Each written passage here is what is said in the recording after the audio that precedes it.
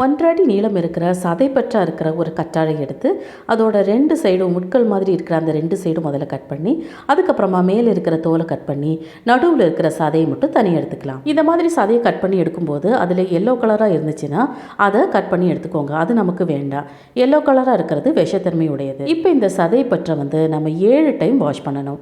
கற்றாழையை பொறுத்த வரைக்கும் நம்ம வாஷ் பண்ணும்போது 7 டைம் வாஷ் பண்ணணும். இதிலிருந்து 2 துண்டு எடுத்து மிக்சி ஜாரில் சேர்த்து ரொம்ப குட்டி குட்டியாக கட் பண்ண இஞ்சி 1/4 ஸ்பூன் எடுத்து அதையும் அது கூட சேர்த்துக்கலாம். 2 ஸ்பூன் எலுமிச்சை சாறு, 2 ஸ்பூன் சுத்தமான தேன், கடைசியா ஜில்லுன்னு இருக்கிற மண்பானை தண்ணீர் 1 டம்ளர். இப்போ இதை மிக்சியில் ஒரு 10 செகண்ட் மட்டும் நம்ம ஓட்டி எடுத்துக்கலாம். இது குடிக்கிறதுக்கு சோடா குடிக்கிற மாதிரி தான் இருக்கும். ரொம்ப டேஸ்டா இருக்கும். வெயிலுக்கு நம்ம உடம்ப நல்லா கூலா வச்சிருக்கக்கூடிய ஒரு ரெஃப்ரெஷிங்கான ஜூஸ் தான் இது. கற்றாழையை நம்ம உடம்புக்கு வெளியில அப்ளை பண்றதை விட இன்டேக்கா எடுக்கும்போது அதனுடைய முழுமையான பலன் நமக்கு கிடைக்கும். வெயிட் லாஸ் பண்றதுக்கு, ஹேர் குரோத்துக்கு, உடம்ப குளிர்ச்சி ஆக்கிறதுக்கு ரொம்பவே ஹெல்ப் பண்ணும்.